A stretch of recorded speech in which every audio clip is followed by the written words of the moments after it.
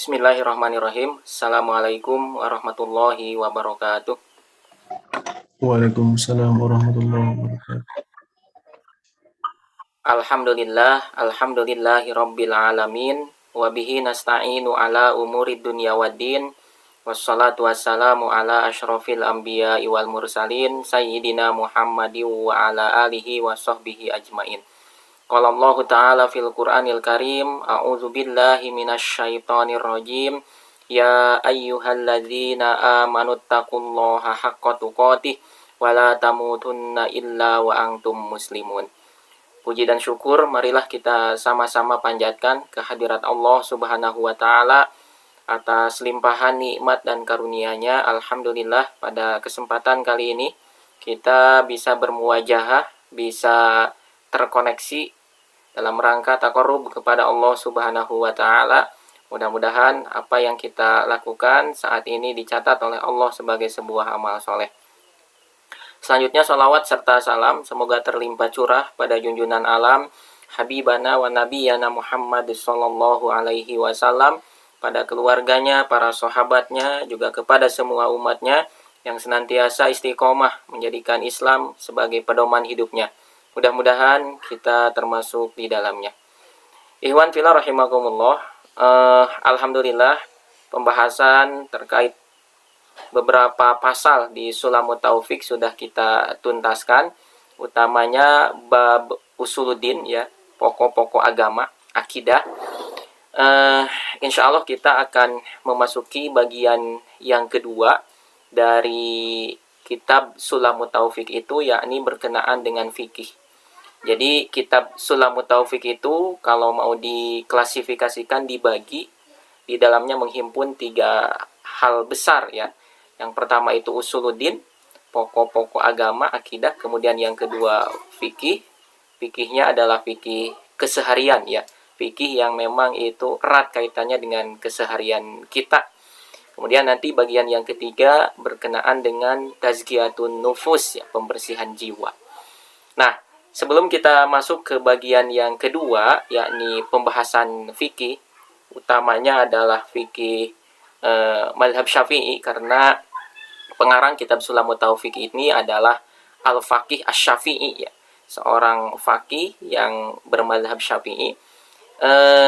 Saya coba akan mengajak kita semua untuk merefresh kembali ya berkenaan dengan ilmu fikih sebagai hal yang penting untuk coba kita ingat kembali ya, apa itu fikih dan sebagainya ya.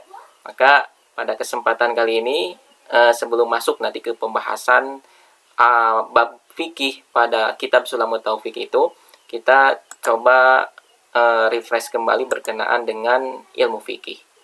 Iwan bila rahimakumullah, ada beberapa hal yang coba saya rangkumkan ya berkenaan dengan ilmu fikih itu. Yang pertama berkenaan dengan definisi fikih, apa sebetulnya fikih itu.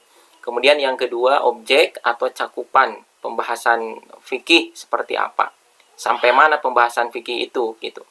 Kemudian yang ketiga berkenaan dengan mujtahid, mazhab ya, kita sering mendengar mujtahid atau mazhab. Apa sebenarnya mujtahid itu? Siapa sebenarnya mujtahid itu? Layakkah kita melabeli seseorang dengan mujtahid gitu ya? Atau kita sendiri sudah layakkah menjadi mujtahid? Kemudian kita pun sering mendengar mazhab fikih ya. Nah, kemudian nanti berikutnya adalah level-level mujtahid. Ternyata mujtahid pun bervariasi gitu ya. Ada level-levelnya. Marotibul mujtahid. Yang seterusnya adalah sebab-sebab perbedaan pendapat fikih.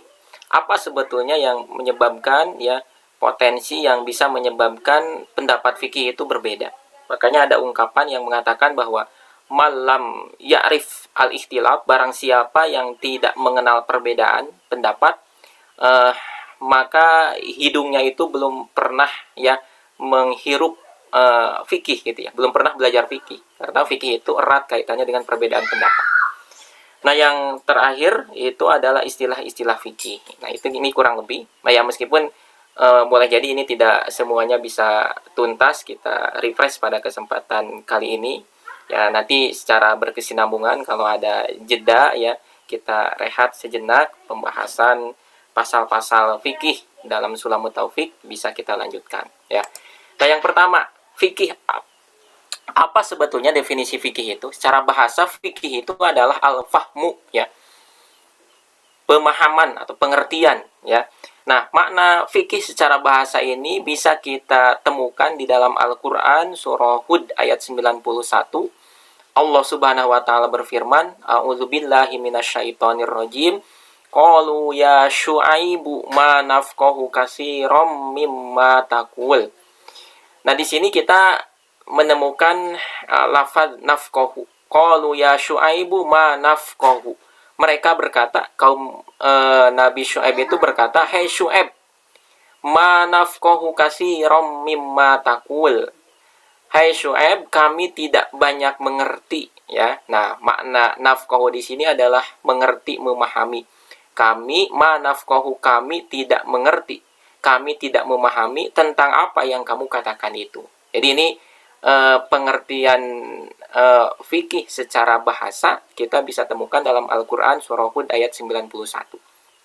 Jadi memang makna-makna bahasa itu bisa kita temukan di dalam Al-Qur'an, diantaranya misalkan contoh yang lain, sholat. Sholat itu kan secara bahasa maknanya adalah ad-du'a, doa. Nah, ini pun bisa kita temukan di dalam Al-Qur'an, makna sholat, ya, arti sholat yang bermakna doa. Misalkan dalam firman Allah Subhanahu wa taala, "Khudz min amwalihim shadaqatan tutahhiruhum wa tuzakkihim bihi wa sholli alaihim." Nah, kata Allah Subhanahu wa taala, ambillah dari harta mereka sebagai sedekah, sebagai zakat, ya, tutahhiruhum, yang bisa mensucikan mereka, wa tuzakkihim, dan mensucikan sama maknanya, wa sholli alaihim. Nah, makna sholli di sini dimaknai secara bahasa, bukan sholli hendaklah kamu sholat, tetapi doakanlah, wa sholli alaihim, doakanlah mereka. Itu secara bahasa, ya. Nah, ini pun sama, fikih secara bahasa maknanya adalah al-fahmu, memahami, ya, mengerti, sebagaimana kita temukan dalam Al-Qur'an surah Hud ayat 91. Ma nafqahu katsiran mimma taqul. Kami tidak banyak mengerti, tidak banyak memahami, ya, apa yang engkau katakan. Ya, ini dialog antara kaumnya Nabi Syu'aib dengan Nabi Syu'aib, gitu ya. Nah, demikian pula dalam Al-Qur'an surah An-Nisa ayat 78. Fama liha ulail qaumi la yakaduna yafqahuna hadisa. Lagi-lagi di sini kita menemukan kata yafqahun, ya. Maka mengapa orang-orang itu, yakni orang munafik, hampir-hampir tidak memahami. La yakaduna yafqahuna. Nah, yafqahu di sini adalah makna fikih secara bahasa adalah, ya, memahami. Hampir-hampir tidak memahami. La yakaduna yafqahuna hadisa. Nah, ini makna fikih secara bahasa. Adapun secara istilah, makna fikih itu yang pertama, kalau kita merujuk makna fikih pada masa Abu Hanifah, Imam Abu Hanifah rahimahullah, yang wafat tahun 150 Hijriyah. Fikih pada masanya itu dimaknai sebagai ma'rifatun nafsi ma laha wa ma alaiha. Mengetahui hak dan kewajiban diri. Nah, ini makna fikih. Jadi kalau dari makna ini, dari definisi fikih yang dicetuskan oleh Abu Hanifah, fikih itu mencakup, ya, segala hal, baik itu keyakinan, akhlak, tasawuf, hukum amaliyah, gitu ya. Pokoknya segala sesuatu yang erat kaitannya apa hak seseorang itu, apa kewajiban seseorang itu, ya. Nah, maka di dalamnya bisa mencakup akidah itu sendiri, ya, keyakinan, i'tiqad, kemudian akhlak, tasawuf, hukum amaliyah. Nah, makanya dikenallah dengan fikih akbar. Jadi fikih akbar itu, ya, fikih yang mencakup segala hal, ya. Bukan hanya fikih yang kita kenal saat ini, ya, tapi isinya bisa berupa keyakinan, akhlak, tasawuf, ataupun hukum amaliyah. Ya, ini sesuai dengan kondisi saat itu, di mana ilmu-ilmu, terutama ilmu syariah itu belum terkategori secara disiplin tertentu, ya. Jadi pokoknya berkaitan dengan hak dan kewajiban diri, ya, itu dikenal sebagai ilmu fikih. Bisa berupa keyakinan, akhlak, tasawuf, hukum amaliyah. Nah, baru setelah semakin berkembang, ya, ilmu-ilmu itu kan dikategorikan sesuai dengan disiplinnya. Ilmu yang berkaitan dengan keyakinan, dengan i'tiqad, maka dikenal sebagai ilmu akidah, gitu ya. Kemudian nanti ada ilmu tasawuf tersendiri, akhlak tersendiri, hukum amaliyah. Nah, itulah yang dikenal sebagai fikih saat ini, gitu. Jadi pada masa Abu Hanifah ya, fikih itu cukup disebutkan atau didefinisikan ma'rifatun nafsi ma'laha wa ma'alaiha, mengetahui hak dan kewajiban diri. Nah, kemudian yang kedua, ini poin kedua seharusnya, definisi menurut Imam Asy-Syafi'i. Ini belakangan ya. Jadi Imam Asy-Syafi'i itu lahir semasa atau ketika Imam Abu Hanifah wafat. Abu Hanifah kan wafat 150 Hijriah. Nah, tahun yang sama lahirlah Imam Asy-Syafi'i, tahun 150 Hijriah. Nah, Imam Asy-Syafi'i wafat pada tahun 204 Hijriah. Beliau kemudian mendefinisikan fikih itu sebagai al-ilmu bil ahkami syar'iyyati al-amaliyati al-muktasabu min adillatiha at-tafsiliyati. Yakni ilmu tentang hukum-hukum syara yang praktis. Nah, ini lebih spesifik. Beda dengan apa yang disebutkan oleh Abu Hanifah ya, pendahulunya. Luas ya, pokoknya memahami ya, mengerti terkait dengan hak dan kewajiban seseorang. Tapi kalau definisi fikih yang dicetuskan oleh Imam Asy-Syafi'i ini lebih spesifik, mengerucut kepada al-ahkam asy-syar'iyyah al-amaliyah, hukum-hukum syara yang praktis, yang amaliyah. Nah, berarti dari definisi ini, yang namanya definisi itu kan harus manian, jami'an, harus membatasi hal-hal yang memang tidak tercakup oleh definisi itu. Dan harus mengakomodir ya hal-hal yang memang ingin didefinisikan. Berarti kalau dengan definisi ini, ya al-ilmu bil ahkami syar'iyyati al-amaliyah, hukum-hukum syara yang sifatnya itu praktis amaliyah. Berarti dengan definisi ini ya, hukum syara yang kaitannya dengan akidah, ya, dengan urusan keyakinan, ya, akhlak, maka itu tidak terkategori fikih. Karena yang namanya fikih ini kalau merujuk kepada definisi ini adalah hukum-hukum syara yang berkaitan dengan amaliyah praktis, terlihat gitu ya. Beda dengan keyakinan kan? Keimanan, akidah tidak terlihat. Seseorang beriman kepada Allah dengan seseorang yang tidak beriman kepada Allah tidak terlihat. Ya, atau seseorang dalam hatinya ada hasud, ada iri dengki, kan tidak terlihat. Baru terlihat kalau dia mengekspresikan, ya, melakukan sesuatu terhadap orang yang didengkinya. Misalkan karena saking dengkinya orang ini membunuh, gitu ya.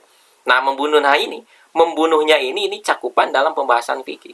Tapi iri dengkinya, dorongan untuk membunuhnya itu, nah itu bukan dalam pembahasan fikih. Karena fikih itu al-ahkam asy-syar'iyyah al-amaliyah, ya.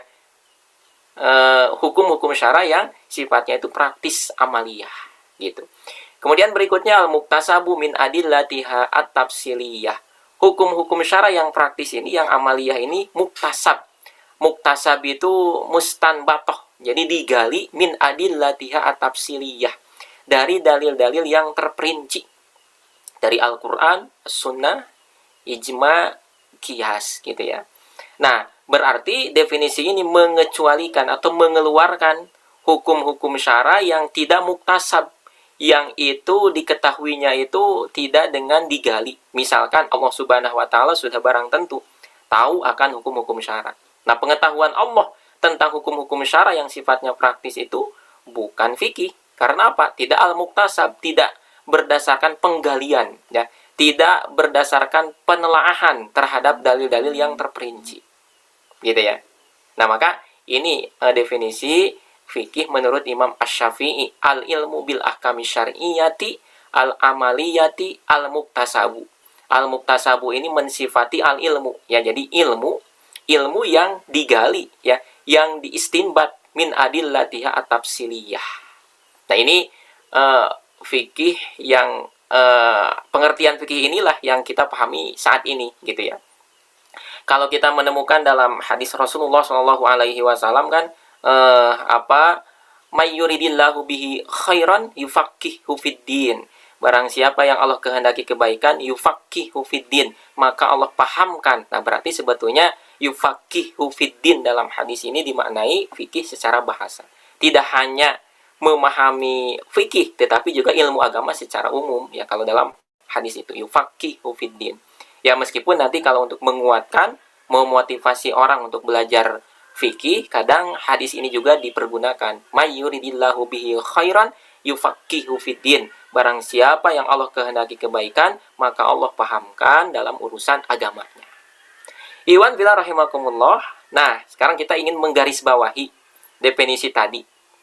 Di definisi fikih yang dicetuskan oleh Imam Asy-Syafi'i kan dikatakan al-ilmu bil ahkami syar'iyyati, ya, al-amaliyati. Nah, ilmu kalau diterjemahkan mungkin ya hanya sekedar ilmu, pengetahuan, tetapi kalau kita merujuk kepada apa yang dinukil oleh Syekh Wahbah Az-Zuhaili ketika memberikan penjelasan definisi fikih ini, jadi wal maksudu bil ilmi huna, yang dimaksud kata ilmu dalam definisi tadi, definisi fikih menurut Imam Asy-Syafi'i, huwa al-idraku mutlaqan, idrok secara mutlak.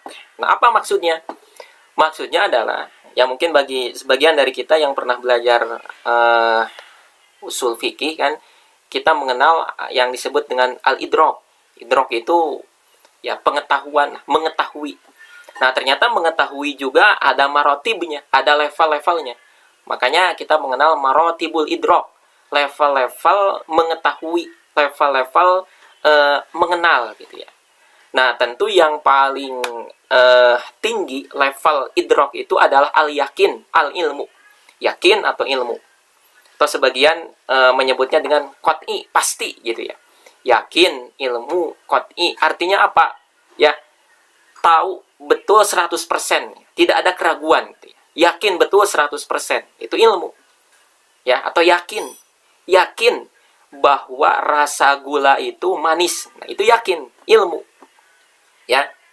Tapi kalau seseorang disodorkan misalkan satu minuman yang sebelumnya dia belum pernah mencicipi, belum bisa dia mengatakan yakin rasanya manis karena belum mencicipi, ya. Kalau kata seseorang ini rasa minuman ini adalah manis. Nah, kalau orang yang mengabarkannya bisa dipercaya, ya, apalagi yang mengabarkannya lebih dari satu orang, bisa sampai ke derajat yakin, ilmu 100%, ya. Atau dia sendiri yang mencicipi, oh ternyata benar minuman ini, ya, minuman baru ini rasanya manis, yakin, ya, 100%. Tapi kalau baru katanya, ya, dia pun belum pernah mencicipi, belum sampai ke derajat yakin, belum sampai ke derajat ilmu. Nah, di bawah yakin, di bawah ilmu itu ada yang namanya al-dhon. Dhon itu ya kalau kita bikin presentasi berarti kurang lebih 51% sampai 99%.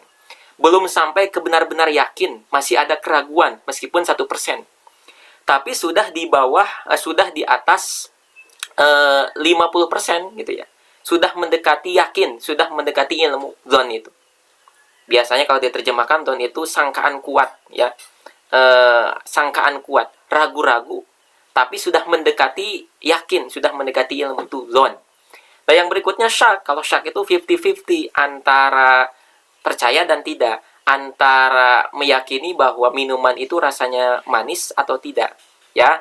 Itu syak namanya, ragu-ragu. Biasa kita terjemah itu ragu-ragu antara iya dan tidak gitu ya. Nah, di bawah itu ada al-wahm. Wahm itu ya sangkaan yang lemah. Minuman ini katanya manis. Nah, dia itu lebih cenderung tidak percaya akan manisnya gitu ya. Jadi lebih berat, lebih condong kepada tidak percaya bahwa minuman itu manis. Masa manis gitu ya? Kok warnanya itu jernih misalkan. Jadi wahm itu antara 1 sampai 49%, ya. Sangkaan lemah. Nah, itu marotibul idrok. Di bawahnya itu yang sama sekali dia tidak percaya, sama sekali dia tidak tahu, ada yang namanya al-jahlu, bodoh gitu ya. Nah, para ulama kemudian membagi lagi, kebodohan itu ada 2 jenis. Ada yang namanya al-jahlu al-basit. Jahlu basit itu ya'lamu annahu la ya'lamu, atau yadri annahu la yadri. dia itu tahu bahwa dia tidak tahu. Ya, ini ya level kebodohan tuh yang pertama itu ada yang namanya jahlul basit, ya. Dia itu ya'lamu annahu ya'lamu, dia tahu bahwa dirinya tidak tahu. Nah, yang kedua, ini kebodohan multi level kebodohan ya. Namanya al-jahlu al-murakkab. Jadi berlevel, bertumpuk. Nah, kalau jahlul murakkab itu adalah la ya'lamu annahu la ya'lamu, atau la yadri annahu la yadri, tidak tahu bahwa dirinya pun tidak tahu gitu. Tidak tahu bahwa dirinya tidak tahu. Nah, itu al-jahlu al-murakkab. Nah, kembali ke pembahasan definisi fikih yang tadi, bahwa wal maksudu bil ilmi huna, iya, meskipun secara definisi yang disebutkan oleh Imam Asy-Syafi'i bahwa fikih itu adalah al-ilmu, ya. Namun menurut Syekh Wahab Az-Zuhaili, al-ilmu di sini ya tidak hanya ilmu ya 100% sebagaimana tadi disebutkan dalam Marotibul Idrok, tetapi juga al-idroku mutlakon. Jadi idrok secara mutlak, alladzi yatanawalu al-yakin wadzon, yakni yang mencakup yakin dan dzon. Jadi tidak hanya 100%, bisa juga 51% sampai 99%. Li'annal ahkama al-amaliyata qad tusbatu bidalilin qat'iyyin yakiniyin. Karena hukum-hukum amaliyah itu terkadang ditetapkan berdasarkan dalil qat'i yang yakin, yakni yang 100%, ya. Kama tusbatu ghaliban bidalilin dhoniyin, sebagaimana juga ditetapkan ghalibnya, umumnya itu dengan dalil yang dalil dhoni. Dalil dhoni itu ya dalil yang tidak sampai ke derajat yakin, tidak sampai ke derajat benar-benar 100%. Bisa jadi masih 51% atau 99%. Nah, jadi al-ilmu dalam definisi fikih yang tadi ini tidak mesti ya al-ilmu 100%, ya. Maknanya apa ini ya? Kita elaborasi lebih jauh. Makna qat'i, makna dhon itu seperti apa? Jadi ringkasnya kita bagi aja ya. Marotibul idrok itu menjadi seperti ini. Ada yang qat'i, ada yang dhonni. Qat'i itu berarti ya 100%, dhonni itu di bawahnya, kurang lebih seperti itu ya. Jadi qat'i itu pasti 100%. Tapi kalau dhonni belum pasti, kurang dari 100% ya. Bisa kurang 1%, kurang 5% gitu ya. Itu dhonni. Kemudian berikutnya hanya mempunyai satu kemungkinan ya, karena memang 100%. Kemudian kalau dhonni itu mempunyai lebih dari satu kemungkinan. Nah, nanti konsekuensinya kalau qat'i itu bukan lahan ijtihad. Ya bagaimana mau ijtihad? Ya. Toh sudah qat'i 100%. Misalkan Allah Subhanahu wa taala berfirman, "Qul huwallahu ahad." Katakanlah bahwa Allah itu esa. Nah, ini qat'i. Bagaimana mau diijtihadi toh? Ini sudah pasti 100%, ya kan? Tidak menjadi lahan ijtihad. Tapi kalau yang dhonni, ini lahan ijtihad. Kemudian kalau yang qat'i itu tidak boleh berbeda pendapat. Allah itu esa, ya. Tidak boleh beda pendapat. Nah, tegas kalau dalil qat'i itu mengingkarinya berarti kafir. Tapi kalau yang dhonni ini masih ada toleransi di dalamnya. Nah, kemudian berikutnya, qat'i dan dhonni juga ya, dalam hal apanya, aspek apanya yang ditinjau, yang dilihat itu ada dua. Yang pertama periwayatannya, wurudnya, atau dalam bahasa ulama yang lain subutnya, ya, sumbernya. Yang kedua adalah maknanya, dalalahnya. Jadi bisa qat'i wurud, bisa dhonni wurud. Bisa juga qat'i dalalah ataupun dhonni dalalah, gitu ya. Nah, kalau periwayatan atau wurudnya berarti mencari kepastian apakah benar ini dari Rasulullah. Ya, apakah benar ini dari Rasulullah? Hadis ini apakah benar dari Rasulullah? Ya, sumbernya itu. Jadi ditelusuri sumbernya. Qat'i atau enggak? Nah, kalau maknanya, dalalahnya meneliti makna yang dimaksud dari sebuah lafaz. Ya. Nah, maka dibagi lagi berarti nanti wurud itu ya, periwayatan itu ada yang qat'i, ada yang dhonni. Sebagaimana juga dalalahnya, ada yang qat'i, ada yang dhonni. Gitu. Nah, dari sisi periwayatan atau wurudnya, subutnya. Kalau yang dhonni wurud itu atau dhanni subut ya sumbernya itu, maka hadis ahad. Hadis ahad itu dhanni wurud. Karena apa? Ya, hadis ahad itu ya la yufidul yakin gitu ya. Tidak berfaedah yakin 100%. Artinya masih ada peluang, masih ada potensi bahwa hadis itu tidak benar-benar dari Rasulullah. Ya. Nah, nanti bagi teman-teman yang sudah belajar mustalah hadis mungkin ini sudah familiar ya. Hadis ahad itu. Jadi masih ada peluang bahwa hadis ini ya tidak benar-benar dari Rasulullah Shallallahu Alaihi Wasallam. Ya. Kemudian kalau yang qat'i wurud itu ada dua. Yang pertama Al-Quran. Kalau Al-Quran itu 100% semuanya, semua ayat itu adalah qat'i wurud, sumbernya benar. Jadi apa yang kita baca setiap kali atau Al-Quran yang ada di hadapan kita itu semuanya adalah qat'i wurud, sumbernya yakin 100% berasal dari Rasulullah. Ya, Rasulullah menerimanya dari Jibril, dari Allah Subhanahu wa taala. Makanya Al-Quran itu qat'i subut, qat'i wurud. Nah, yang kedua hadis mutawatir. Para ulama menyepakati hadis mutawatir itu ya berfaedah qat'i, ya, berfaedah ilmu yakin 100% ya dari Rasulullah Shallallahu Alaihi Wasallam. Dan memang hadis mutawatir itu kan tidak banyak ya. Yang banyak itu hadis ahad. Nanti hadis ahad ya diklasifikasikan lagi, ada hadis sahih, hasan, ya kan, bahkan dhaif gitu ya. Nah, berkenaan dengan yang dhani wurud masih ada ijtihad tentang sahih atau tidak sahihnya. Jadi sebetulnya menilai hadis ini sahih ataupun tidak itu hasil ijtihad ya, tidak mutlak. Makanya adabnya kalau misalkan kita menemukan ini hadis sahih, tidak mutlak, bisa jadi hadis menurut siapa, sahih menurut siapa gitu. Kecuali sahih Bukhari Muslim, kalau itu kan sudah konvensi ya, sudah kesepakatan sahihnya. Tapi kalau hadis-hadis yang lain ya, jadi jangan kemudian dimutlakan ini sahih. Nah, bisa jadi ya pendapat ulama yang lain ada yang paling tidak menghasankan. Jadi tidak mutlak ya. Karena apa? Karena tashih dan tad'ifun itu adalah ijtihad ulama. Nah, tapi kalau Al-Quran ataupun hadis mutawatir tidak ada ijtihad sahih atau tidaknya gitu ya. Berikutnya, kalaupun sahih tetap masih ada donni wurud gitu ya. Nah, kepastian dari Rasulullah itu kurang dari 100% ya, sebagaimana tadi pengertian dari dhon. Kemungkinan ada beda pendapat dan di dalamnya ini harus ada toleransi. Nah, tapi kalau yang qat'i wurud ada kepastian 100% dari Rasulullah dan tidak ada beda pendapat. Nah, itu wurud atau subutnya. Yang kedua dari sisi makna, dalalah. Sama, dibagi lagi menjadi dua. Ada yang dhoni, ada yang qat'i. Kalau dhoni maksudnya mempunyai lebih dari satu makna. Ya, nanti kita contohkan. Namun yang qat'i itu hanya mempunyai satu makna.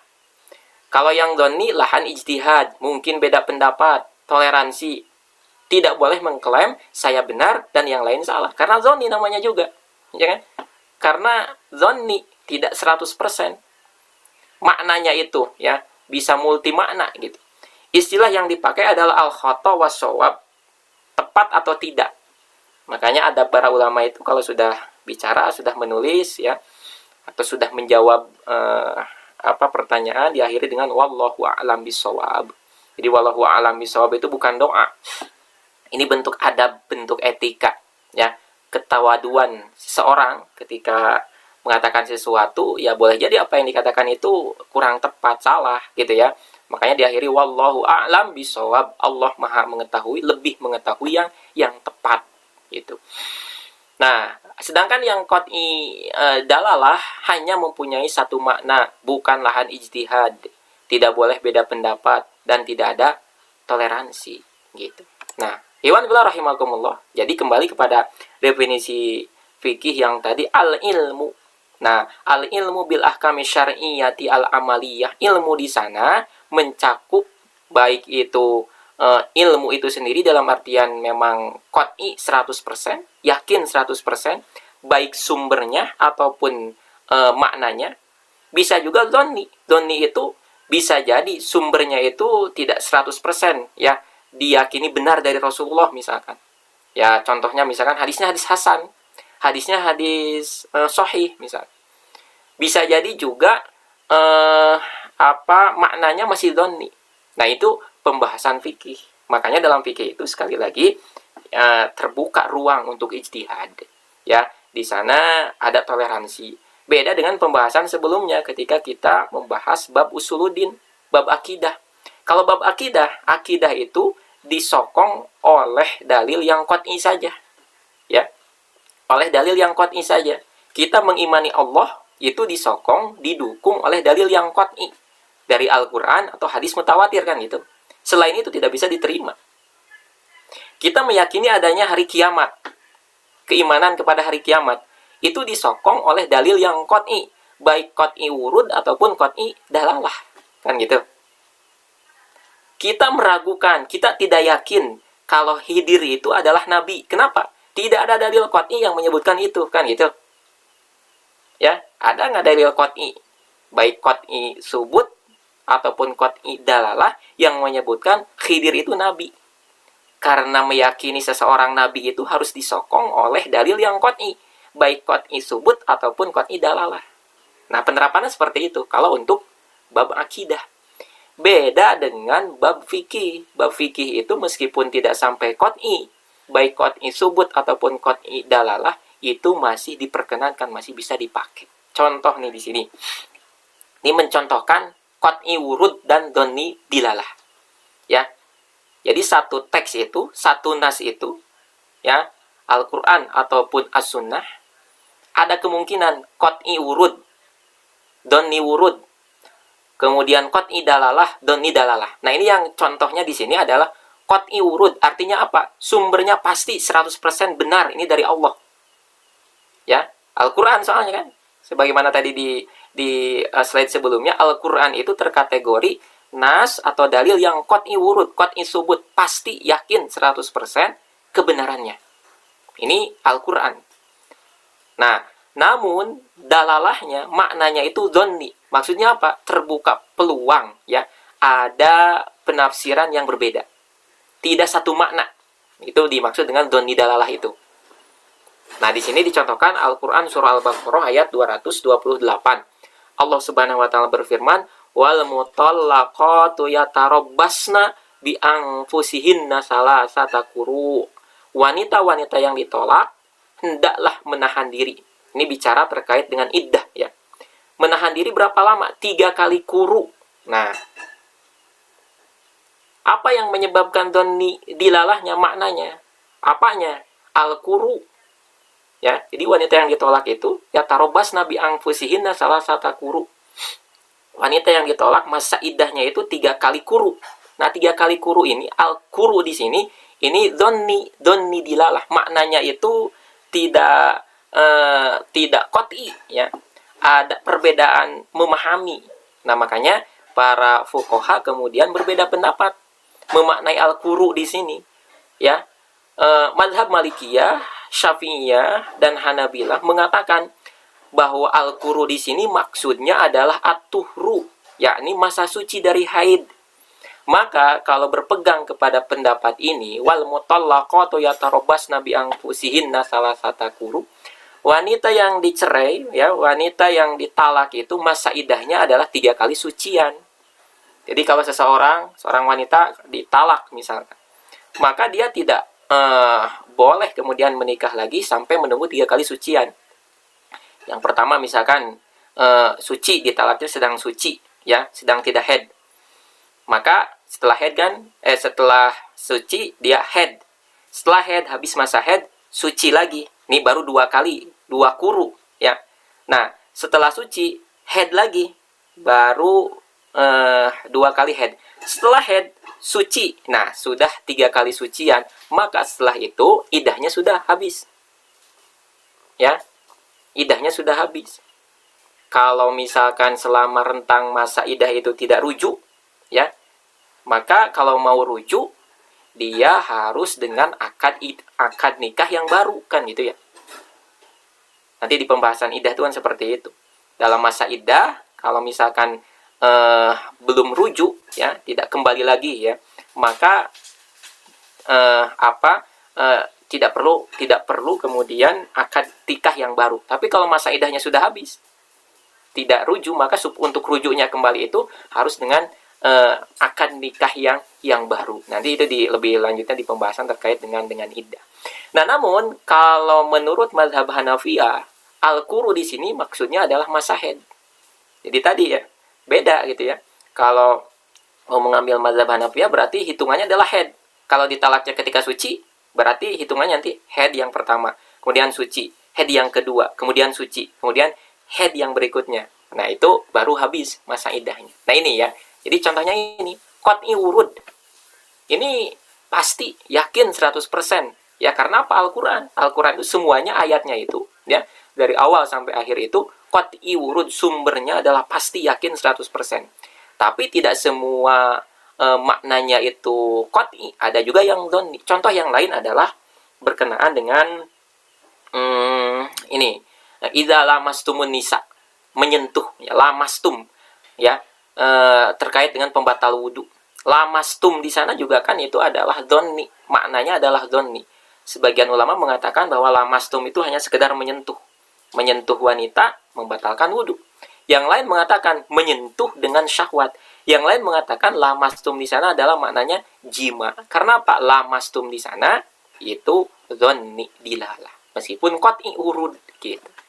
Nah, itu contoh penerapan ya dari definisi fikih itu al-ilmu. Jadi ilmu di sana ya mencakup hal-hal yang dhonni juga. Makanya jangan heran kalau dalam pembahasan fikih itu ada ragam pendapat. Ini hanya dari satu sisi saja. Dari sisi qat'i atau dhonninya sebuah teks, sebuah dalil, ya kan? Baik dari sisi wurudnya ataupun dilalahnya. Bisa menimbulkan ragam pendapat. Contoh yang lain, ini masih dalam Al-Quran. Kita bicara yang qat'i wurud dulu ya. Pokoknya kalau bicara Al-Quran pasti qat'i wurud, qat'i subut. Ya, yakin itu adalah dari Allah Subhanahu wa taala. Ya, 100% sumbernya dari Allah Subhanahu wa taala, tidak diragukan lagi. Karena ini lebih mudah gitu ya. Beda nanti dengan bicara terkait dengan hadis. Hadis itu sebelum kita bicara makna kan bicara dulu ini benar nggak hadis gitu ya. Ya kan? Benar nggak hadis? Maksudnya benar nggak hadis itu kalau mutawatir, oh benar 100% ini hadis dari Rasulullah SAW. Tapi kalau tidak mencapai derajat mutawatir, ya kan? Sahih. Sahih itu masih ada celah, ada peluang, ya. Belum yakin 100% itu dari Rasulullah SAW. Kan harus dicek dulu dari segi itunya. Belum mengecek maknanya. Ya, makanya heran bagi sebagian orang ya, untuk menentukan suatu hukum itu hanya ngecek ini sahih enggak gitu ya. Ya kan? Mana hadisnya? Hadisnya tidak sahih. Kalaupun sahih menurut satu pendapat, boleh jadi menurut pendapat yang lain tidak sahih. Paling tidak hasan kan gitu. Itu baru bicara sahih atau tidaknya hadis. Qat'i atau tidaknya hadis dari segi sumber. Belum bicara masalah maknanya. Kalaupun sahih benar, kalaupun misalkan mutawatir ya, belum tentu itu bisa diamalkan. Belum tentu benar-benar bisa menunjukkan satu hukum yang pasti. Kalau apa? Kalau dilalahnya masih dhonni, kan seperti itu. Nah, makanya yang paling mudah itu kalau kita bicara, ya ini untuk contoh saja, yang qat'i urud itu ya Al-Quran. Tidak diragukan lagi bahwa Al-Quran itu semuanya qat'i urud, qat'i subut, yakin 100% kebenarannya. Nah, tapi ada juga dalam Al-Quran itu yang dilalahnya itu dhonni. Contoh lagi yang di sini yang dicantumkan Al-Maidah ayat 6. Ya ayyuhalladzina amanu idza kumtum ilas sholati faghsilu wujuhakum wa aydiyakum ilal marafiqi wamsahu biru'usikum wa arjulakum ilal ka'bain. Ini ayat tentang syariat wudu. Allah Subhanahu wa taala menyeru kepada orang-orang yang beriman untuk apa? Idza kumtum ila shalah. Jika kalian hendak menegakkan salat, fagsilu wujuhakum. Yang pertama, basuhlah wajah-wajah kalian. Kemudian yang kedua, wa aidiyakum, basuhlah lengan kalian. Ilal marafiqi, sampai ke siku. Wamsahu biru'usikum, usaplah kepala kalian. Wa arjulakum ilal ka'bain, basuhlah kaki kalian sampai mata kaki. Nah, coba kalau dilihat dari Al-Maidah ayat 6 ini, mana yang dhonni dilalahnya? Kalau qat'i urud oke, gitu ya. Nah, dari runutan terkait dengan fardu wudu ini, mana coba yang kira-kira dhonni dilalahnya itu? Ada yang bisa menerka nggak? Dhonni dilalahnya di mana? Seruan kepada orang yang beriman.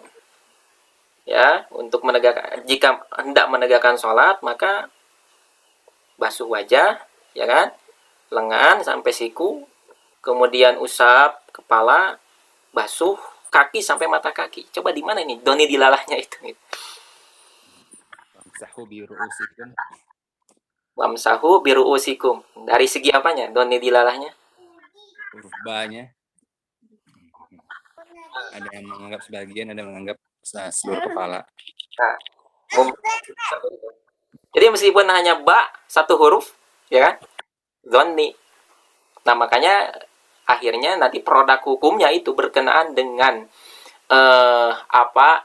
fardu wudu ini. Ada fardu wudu yang sifatnya itu muttafaq dan mukhtalaf. Muttafaq itu ya semua ulama sepakat, ya, fardu wudu itu sepakat, ya. Di antaranya kalau kita merujuk kepada Fiqhul Islam wa Adilatuhunya Syekh Wahab Az-Zuhaili itu, fardu wudu itu sepakat, ya. Yang disepakati itu ya sesuai dengan yang tercantum dalam ayat ini. Fardu wudu itu ya basuh wajah, basuh lengan, usap kepala, basuh kaki. Itu yang disepakati. Adapun niat dan tartib, ya, di mazhab Syafi'iyah kan fardu wudu itu selain 4 ini yang tercantum dalam Al-Maidah ayat 6, ada 2 lagi. Yakni apa? Niat dan tartib. Tidak tercantum di sini. Itu mukhtalaf. Nah, kemudian dari yang muttafaq pun tadi yang berkenaan dengan mengusap kepala itu mukhtalaf, gitu ya. Ada perbedaan pendapat. Dari segi apa? Mengusap, batasannya.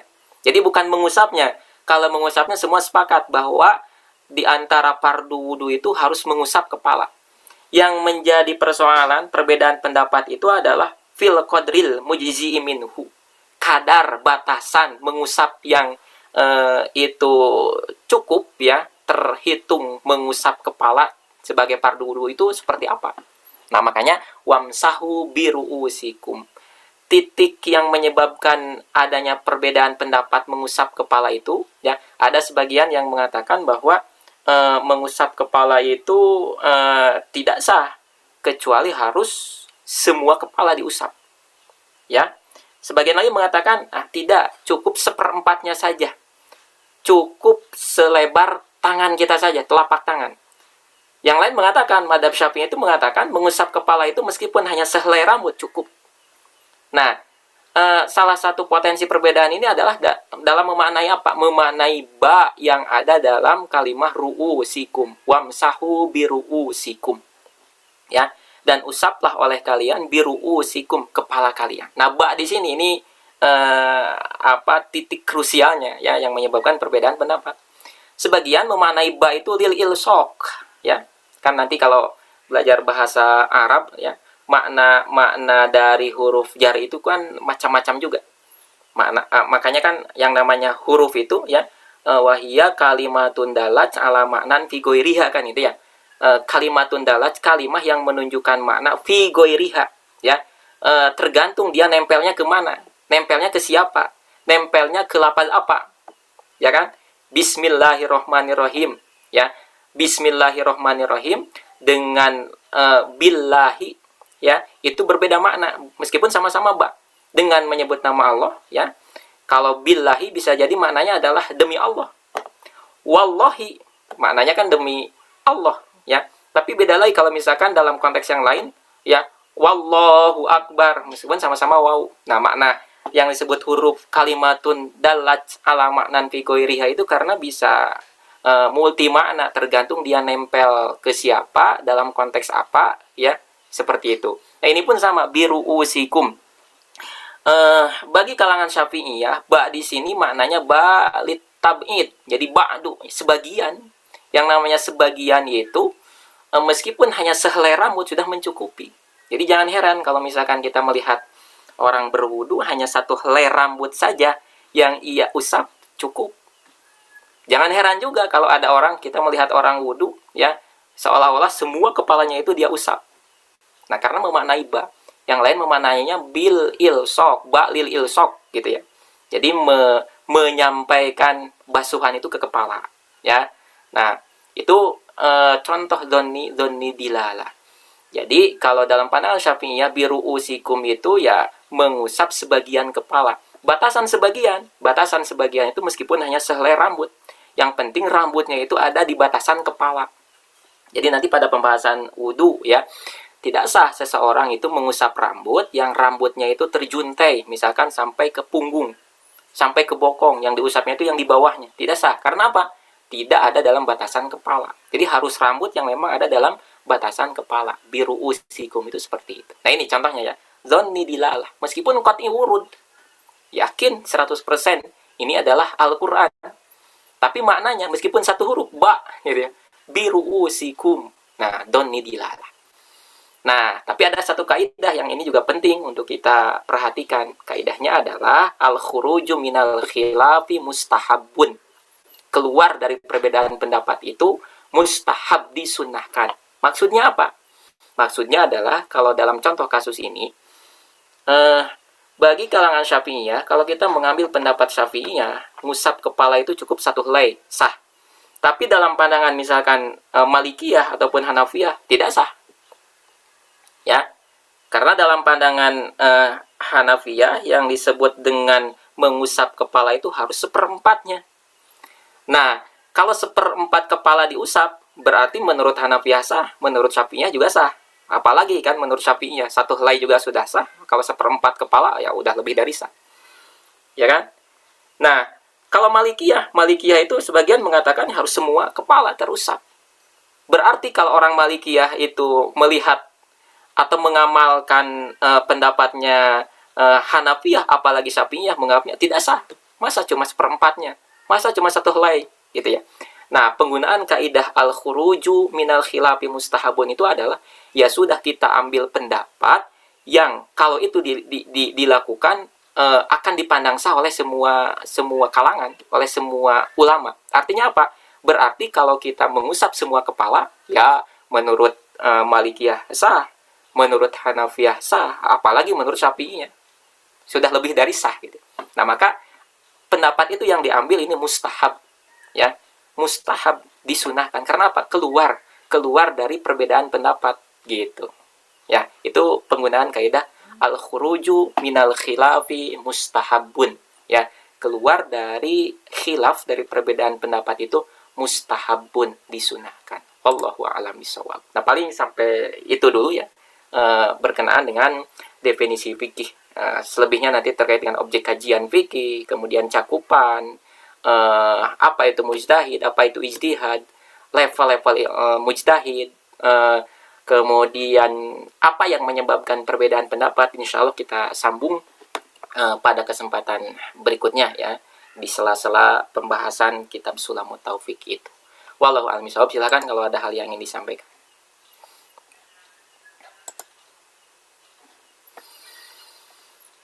Ya, ini ada pertanyaan di chat ya, bagaimana dengan manhaj yang selalu merasa benar dan mensesatkan golongan di luar manhajnya padahal ada ruang ijtihad. Nah, ini jadi kita belajar itu dalam rangka yang pertama ya. Yang pertama itu kita belajar itu supaya naik level lah paling tidak. Ya, kita bukan mujtahid. Pertama itu ya. Kita ini nanti di pembahasan terkait mujtahid itu, manusia atau kaum muslimin itu tidak akan lepas dari satu dari dua klasifikasi. Kalau bukan mujtahid pasti muqallid. Ya, mujtahid itu adalah orang yang sudah piawai, punya ketangkasan, punya kecakapan menggali hukum dari sumbernya sendiri. Itu mujtahid. Kalau muqallid itu adalah orang yang ya cukup mengambil pendapat yang ada. Nah, belajar itu paling tidak adalah supaya kita ini naik level dari jahil murokab menjadi jahil basit, gitu ya. Jahil murokab kan tadi ya, jahil murokab itu adalah yang la yadri annahu la yadri. Dia itu tidak tahu bahwa dirinya tidak tahu. Bahaya ini, merasa tahu. Ya, lebih baik jahil yang level berikutnya, jahil basit. Jahil basit itu yadri annahu la yadri. Dia itu tahu bahwa dirinya tidak tahu. Nah, dengan belajar insya Allah kita akan tahu, oh ternyata seperti itu, oh ternyata seperti itu, ya. Sesuatu yang disangkanya benar, ternyata setelah belajar, makin banyak belajar, akan tahu, oh ternyata yang selama ini disangka benar, tidak benar, gitu. Nah, berarti naik dari jahil murokab menjadi jahil basit. Paling tidak kita tahu bahwa kita itu tidak tahu. Nah, gitu. Nah, ini akan menjadi satu sikap insaf, satu sikap kita ini lebih istilahnya pandai menghargai yang lain. Kemudian yang kedua, dengan belajar juga, sebagaimana tadi disebutkan, akan tahu adanya ragam pendapat. Karena kadang seseorang yang cenderung sembrono menyalahkan, mensesatkan golongan di luar manhajnya itu gara-gara apa? Gara-gara tadi, ya, gara-gara memutlakan sesuatu yang muqayyad, gitu ya. Mensohihkan sesuatu yang padahal sebetulnya itu ada ragam pendapat, gitu ya. Mengamkan sesuatu yang harusnya itu ada khos di sana, ya. Jadi kayak tadi misalkan contoh berkaitan dengan hadis itu memang ada yang mengatakan misalkan hadis ini sahih, tapi juga terbuka ruang ada ulama lain yang mengatakan bahwa hadis ini hasan paling tidak, ya. Atau misalkan menganggap sesuatu tidak ada perbedaan pendapat, menganggap sesuatu muttafaq padahal itu mukhtalaf, nah gitu, ya.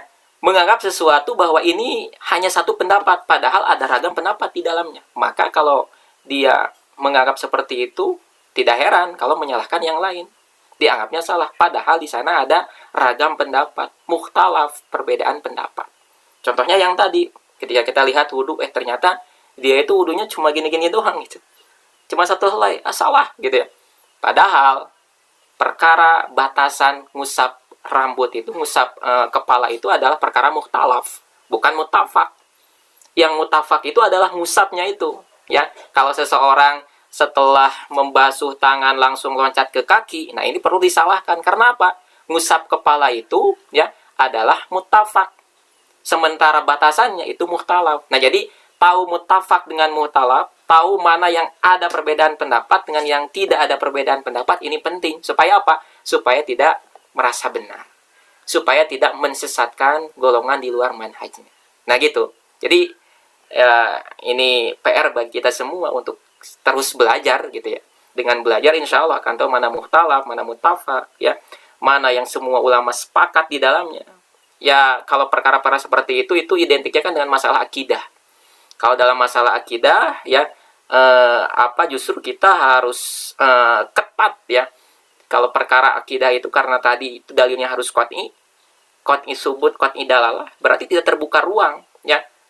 Pokok-pokok akidah itu tidak terbuka ruang kita mentolerir, ya. Kalau sesat ya sesat. Kalau kemudian ada orang menganggap ada lagi nabi peninggal kanjeng Rasulullah SAW, sesat, gitu ya. Nah, karena apa itu? Karena ya muttafaq, tidak ada perbedaan pendapat di dalamnya. Nah, jadi ya harus banyak belajar lah, kuncinya seperti itu, ya. Kemudian berikutnya, kenapa dalam perkara akidah tidak boleh menggunakan hadis ahad? Padahal kan ada yang sahih hadis ahad juga. Nah itu tadi bahwa hadis ahad itu tidak mencapai derajat yakin, tidak mencapai derajat ilmu, masih terbuka ruang potensi, ya, meskipun hanya 0,5%, 1%, ya, masih ada keraguan benar nggak itu dari Rasulullah SAW. Beda dengan hadis mutawatir, beda dengan Al-Quran. Kalau dilihat dari segi subutnya, dari segi wurudnya, yakin itu adalah 100% dari kanjeng Rasulullah SAW.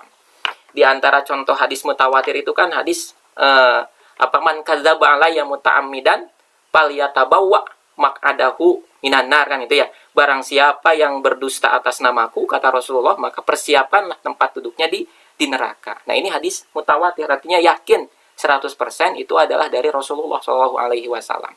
Di bawah itu levelnya adalah hadis ahad. Hadis ahad pun bervariasi. Ada yang sahih, ada yang hasan, bahkan ada yang dhaif. Nah, untuk perkara akidah, karena yang namanya akidah itu tidak boleh disokong oleh perkara yang zonni, perkara yang masih praduga. Ya, harus yakin yang namanya akidah itu. Maka, kalau bicara dalil, penyokongnya maka harus hadis mutawatir atau Al-Qur'an gitu. Ya. Nah, makanya terkait dengan keimanan kita kepada Allah, kepada kitab-kitab Allah, itu harus disokong oleh hadis mutawatir atau oleh Al-Qur'an. Tidak bisa disokong hanya sekedar oleh hadis ahad, di sahih misalnya. Oh, ini sahih. Iya, sahih itu levelnya masih di bawah mutawatir. Dalam perkara akidah tidak bisa dipakai. Kecuali ada yang menguatkan hadis mutawatir. Temanya sama, maknanya sama, ini hadis ahad, ya kan? Tapi dikuatkan oleh hadis mutawatir, dikuatkan oleh Al-Qur'an. Bisa jadi seperti itu, gitu ya. Untuk perkara akidah. Karena akidah itu ya hitam putih. Ya, 1-0 gitu ya, bitnya itu. Beda dengan fikih. Kalau fikih kan berspektrum, ya spektrumnya macam-macam gitu. Tapi kalau akidah 1-0, kalau iya, kalau tidak ya iya gitu ya. Kalau iman, kufur, hak, batil, kan gitu kalau akidah itu. Beda dengan fikih. Gitu ya. Wallahu a'lam bishawab. Kemudian berikutnya, jika fikih menurut Imam Syafi'i adalah hukum amaliyah, bagaimana definisi akidah? Keyakinan menurut Imam Syafi'i dan keilmuan akidah dan keyakinan. Ya, kalau fikih menurut Syafi'iyah, bukan hanya menurut Syafi'iyah sebetulnya, menurut pendapat kekinian ya, menurut pendapat setelah disiplin ilmu itu sudah batasnya jelas gitu. Ini disiplin ilmu akidah, ini disiplin ilmu fikih ya. Tidak hanya Imam Asy-Syafi'i yang kemudian merumuskan seperti itu. Jadi semakin ke sini kan ilmu itu semakin jelas tuh, embarkasinya itu, batasnya itu. Makanya nanti setiap kita belajar ilmu sebetulnya kan ada yang namanya itu mabadi'u al-asyarah ya. Mabadi'u al-asyarah, epistemologi ilmu. Definisi ilmu itu, definisinya, objek kajiannya, sumber ilmunya itu ya.